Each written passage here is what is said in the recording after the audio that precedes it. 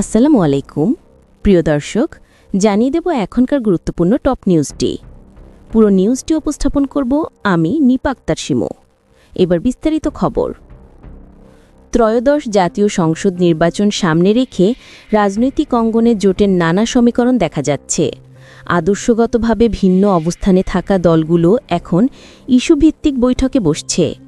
আনুষ্ঠানিক ঘোষণা না এলেও একের পর এক সভা ইঙ্গিত দিচ্ছে তফসিল ঘোষণার আগেই নতুন ভোটের জোটের চিত্র দৃশ্যমান হবে। তবে এখনও কোনো দল আনুষ্ঠানিকভাবে জোটের কথা স্বীকার করছে না।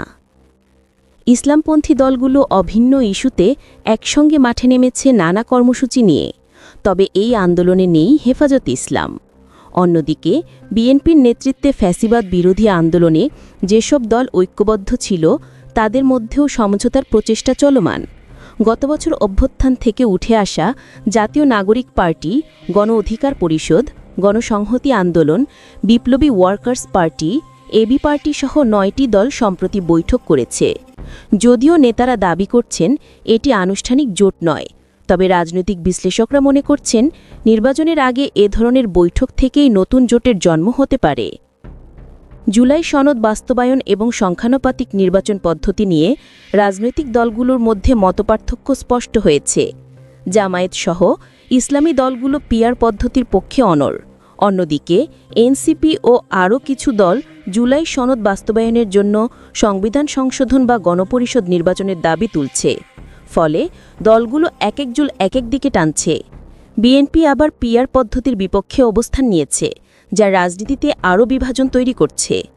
বিপ্লবী ওয়ার্কার্স পার্টির সাধারণ সম্পাদক সাইফুল হক জানিয়েছেন, বৈঠকের মূল লক্ষ্য ছিল জুলাই সনদ নিয়ে ভিন্ন মতগুলো একত্রিত করার চেষ্টা, কোনো জোট করার জন্য নয়। একইভাবে গণ অধিকার পরিষদের সাধারণ সম্পাদক রাশেদ খান বলেছেন, বিএনপি এবং জামায়াতের মধ্যে দূরত্ব কমাতে আলোচনা চলছে, যাতে বিরোধের সুযোগ নিয়ে স্বৈরতান্ত্রিক শক্তি আর ফিরে না আসে। এদিকে ইসলামী দলগুলো যুগপথ আন্দোলনে থাকলেও হেফাজতে ইসলাম নিরাপদ দূরত্ব বজায় রেখেছে। যদিও তারা নিবন্ধিত রাজনৈতিক দল নয়, তবে অতীতের অভিজ্ঞতায় তাদের প্রভাবশালী ভূমিকা দেখা গেছে। আদর্শগত বিরোধের কারণে হেফাজত জামায়াতের সঙ্গে নেই, তবে ধারণা করা হচ্ছে আগামী নির্বাচনে তারা বিএনপির সঙ্গে থাকতে পারে। রাজনৈতিক বিশ্লেষকরা বলছেন, ভোটের আগে জোটের সমীকরণ নতুন কিছু নয়। অতীতেও আদর্শগতভাবে ভিন্ন দলগুলোকে জোট গঠন করতে দেখা গেছে। এবারও তফসিল ঘোষণার আগেই ভোটের জোট দৃশ্যমান হবে বলে ধারণা করছেন বিশেষজ্ঞরা।